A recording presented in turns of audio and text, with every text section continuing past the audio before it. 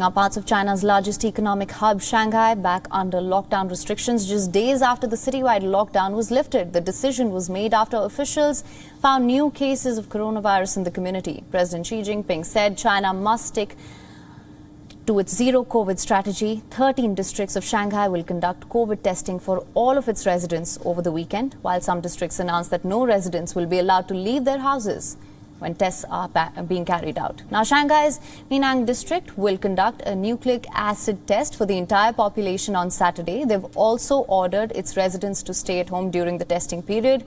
According to authorities, the decision is taken to prevent the outbreak of the virus. This move comes after the zero COVID policy which the country is following to curb the spread of COVID-19 cases, which left dozens of cities under full or partial lockdowns, while some areas followed district-based controls. The residents of Shanghai were taken by surprise and were concerned as the announcements were made. People showed their discomfort on Weibo, a Twitter-like platform.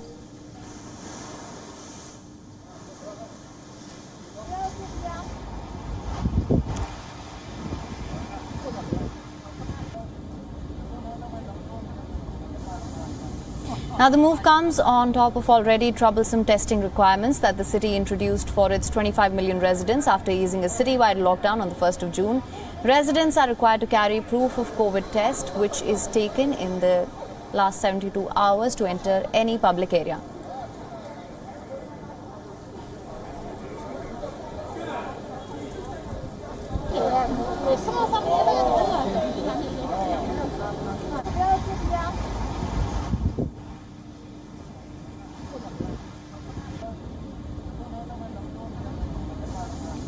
And for more on this, we were earlier joined by our correspondent Richard Kimber from Hong Kong. Let's listen in.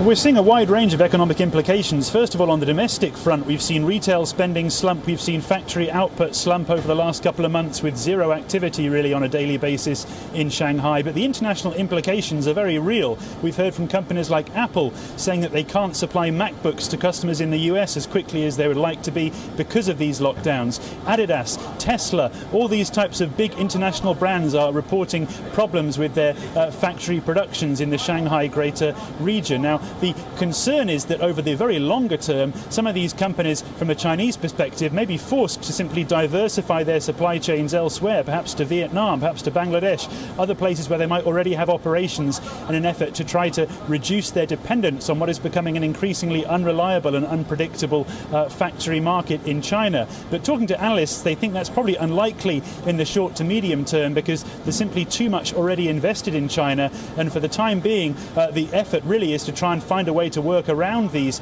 restrictions. And in previous months, what we've seen is companies asking their staff to basically live in their factories or live in their company headquarters so as to not need to go home anymore, as a means to try to prevent what is potentially a COVID-19 risk. That's what's called a closed loop system in China, and has been the only means by which some of these companies have been able to keep operating. WION is now available in your country. Download the app now. Get all the news on the move.